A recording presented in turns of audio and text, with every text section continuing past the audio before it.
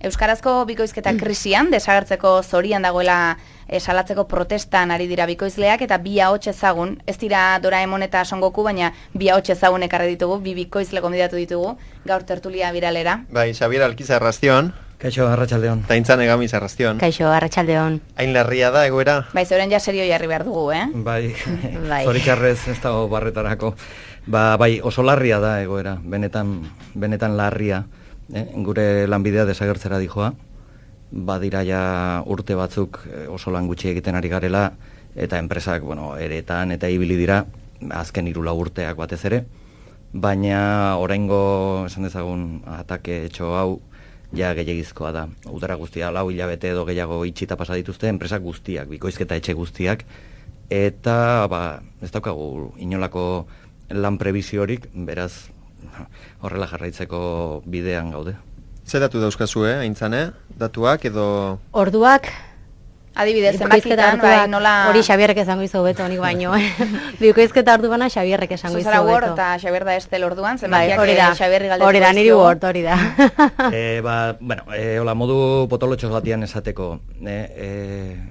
entzun dezuen Son Goku hori egiten zen garaian, 1800 ordu bikoizten ziren euskerara. Bai, telsailetan, filmetan eta marrazkietan. Aurten 100 ordu egin dira. Uste dut horrekin ia dana esana dagoela. Zenbat urte pasa dira ordutik? Ordutik pasa dira, 83tik, eta esan dezagun, benetako gainbera 82. urte inguruan edo hasi zela. Beraz, pasa dira 20 urte. Maldabera, poliki murriztuz, eta orain txera arte. Logikoa da, 100 orduekin azpegitura batek ezin dula funtzionatu, ez? Ezin dela mantendu azpegitura bat 100 ordu eman da. Hori ezinezkoa da. Gainera, 20 urtean, ez? Orain dela 20 urte 1800 baziren orain 100 badira, hortartean 1700 galdu dira. Igual horrela errezago ikusten dugu. Hau tertulia da, Izaro eta Ander sartu lasai, eta Alexander Padilla gurekin dugu. Alexander, arratsaldeon. Arratsaldeon. Hemen, ezagutu ditugu Son Goku, eta ezagutu dugu Doraemon, baina orain ja kontu serioekin ari gara. Urtetan egia da, maiz entzun dugula, hemen bikoizketaren kalitatea ona izan dela, ez? Hori beti entzun izan den kontu bat izan da. Zer gertatu da? Ez dakit ze gertatu den, egia esan alde batetik pentsatzen dut diru kontua izango dela, deno dakigu krisi bat bizitzen ari gehala, eta hori nik ez detukatuko. Baina nik bai uste dut, euskera bezalako hizkuntza minorizatu batentzat bikoizketa erraminta oso interesgarria eta berazgarria dela, eta nik uste dut hortik jo beharko genukela, eta hori kontutan hartzekoa dela, nik uste behintzat. Arandabe, lotu izan dugu euskarazko bikoizketa marrazki bizidunekin, normalean. Zoritxarrez azkeneko denboraldian ala gertatu da. Eta zoritxarrez diot, zure adinekok, edo baita nere adinekok ere, hasi ginen marrazki horiek ikusten telebistan, eta gero produkturik gabe geratu ginen euskeraz ikusten jarraitzeko. Esan dezagun urteetako proiektu bat, pentsatzen dugu proiektu baten ondorioa dela orain bizi duguna, norbaiteri iruditu zaio, benetan, euskeraz bikoizteak ez zeukala etorkizunik, eta erabaki hori hartu zuen garai batean, edo hala uste dugu, ze ona iritsi gara, eta, hasi ziren hori filmak entzen, telesailak entzen, ez dakite oroituko duzuen, hori garai batean, ETB 2 oraindik sortu gabe zenean, ETBek oso audientzia politak izaten zituen, danako goratuko duzuen Magnum bat, edo horrelako telesailak, eta... Magnum Tom Selegena, ez? Bai, hoixe. Bai. Eta, horixe da, ez? Bakume bionikoa. Baita. Esan dezagun garaiko serie, garai hartako seriak, egunerokotasuna zutenak oso ikusiak ziren eta euskeraz ematen ziren. Norbaitek erabaki zuen, hori, 80. hamarkadaren erdialdetik aurrera euskaraz etzela telesailik ikusi behar, eta halaxe gertatu da. Baina, gaur egun orduan umek ze ikusten dute? Duela 20 urte ikusten genuen gauza bera? Bai. Nik uste dut azken batean hala dela, ez? Eta gero ze pasatzen da, aurrak tontuak ez diala. Eta beste kate asko badaudela, kompetentzia handia dagoela, telebista digitala sartu zanetik, orduan ikuste dut erronka horri ere utzi behar zaiola. Eta aurrak euskera benetan barneratzeko beste erraminta batzutaz aparte, nik uste dut marrazki bizidunak erraminta ona direla, ez? Eta bueno, fikzioa ere hor dago, baina fikzioari ez zaio kasorik egiten, egia esan. Zergatik, bueno, igual Xabik gakoa ondo bota du, ez? Erantzuna ez dakigu, zergatik erabaki dute hori ez dakigu. Ez dakigu tatzaigu esan gainera. Beraz, hemendik aurrera ez dugu gaur egungo serierik ikusiko euskeraz? Momentuz eta dakigunagatik ez. Bueno, gure aldarrikapenak barkatu gobernura eraman ditugu, ea kultura sailetik zer esaten diguten, ze, bueno, egoerak ezin diogu egoerari eutxi, gure arteko lankide asko eta beste lanak bilatzen ari dira, eta lanbidea uzten, orduan, hau, esan dezagun ez dela taberna bat itxi eta hurrengo egunean beste bat irekiko dute. Hemen jendea dago, 30 urtean ofizio bati heldu diona eta aurrera eraman duena, ze, bueno, euskeraz egin du lan, baita gazteleraz ere, kontuan izan behar da, baina euskeraz egin dugu lan. Gehien bat euskeraz, bai. Eta, ezin diogu bizitzari eutxi, orduan utzi egin behar dugu. Horrek esan nahi du, ez dela egongo profesionalik bikoizteko. Eta gero gainea, bueno, beste lan asko bezala, hau ofizioa da, Xabierrek esan du moduan, eta nik uste dut, ofizioa den moduan, praktikarekin ikasten dela. Ez dela kurtso bat egiten eta jabiko izen ikasten dezula, baizik eta urteak behar dituzula benetan zure teknika perfekzionatzeko, zure aukerak zeintzuk diren ikusteko, eta profesional ona izateko urte asko behar izaten direla. Orduan, gero hemendik denbora batera erabakitzen bala derrepente bikoiztu nahi dela, zeinek egingo du lan hori?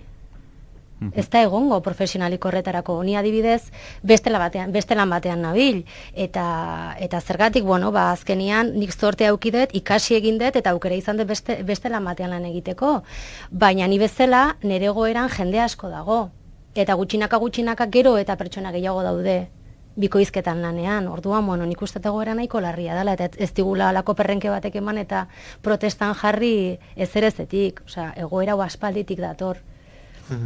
Momentu honetan, karteldegian euskaraz bikoizturiko film bat dago, bakarra, Zipita Zape. Bai, ni bikoiztu nun gaina pelikula hori.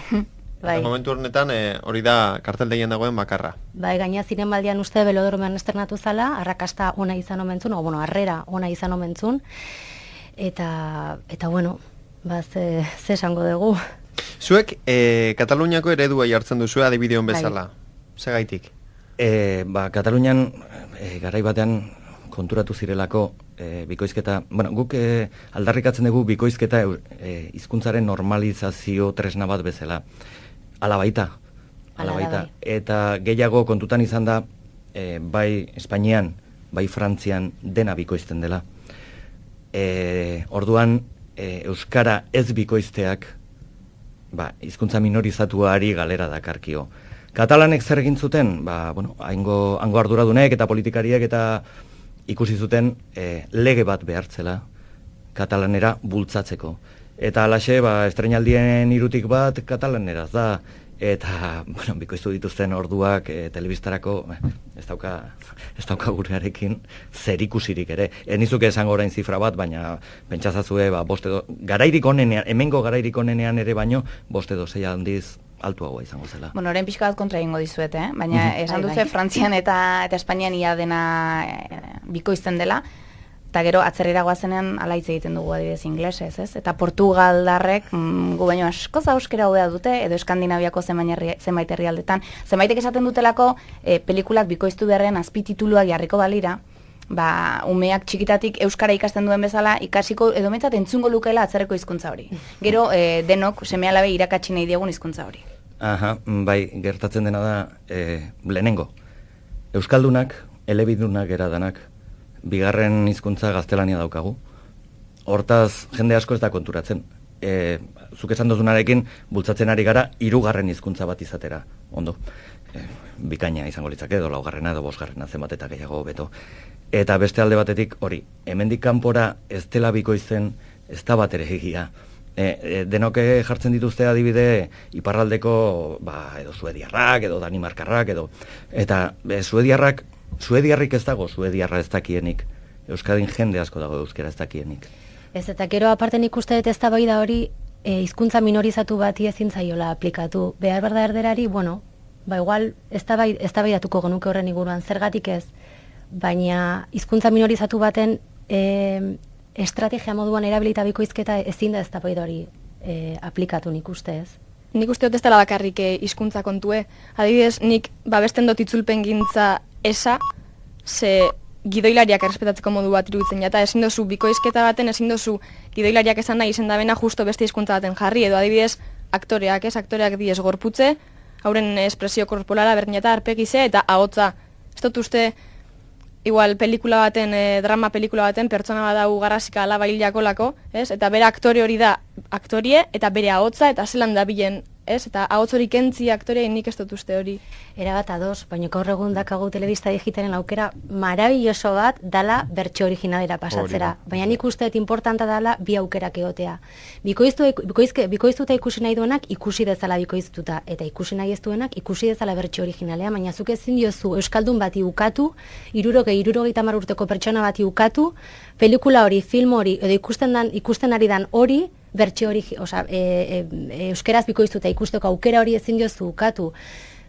Bueno, guk azteok aukera gehiago daukagu, eta egia esan posible dugu hori egitea, baina hori azkenan aukera kontua dala, baina nik uste dut eskubidea, bi hizkuntzetan egoteko eskubidea hor egon behar dala, eta hori ne ustez importantea da. Eta euskera bezalako hizkuntza batekin oraindik eta gehiago, ez, jakinda zegoeratan dagoen, hori ezin dugu ukatu. Beste aldetik, nik esango nizuke gauza bat, eta da, itzulpena, ez bikoizketa, beharrezkoa dela, zeatik zuk 3 edo 4 hizkuntza ikas ditzazkezu. Esan nahi dut ama hizkuntza bezala, ama hizkuntza bezala erabiltzen. Edo zer gauza ikusteko, entzuteko eta jarraitzeko moduan. Baina mandarinera ikasten baduzu, Finlandiara ez duzu ikasiko. Edo korearra. Nik uste dut azpidatzien eztabaida ez da gurea, ez da gurea. Baina aldarte asko dauzka, eta hemen gauza bat argi dago.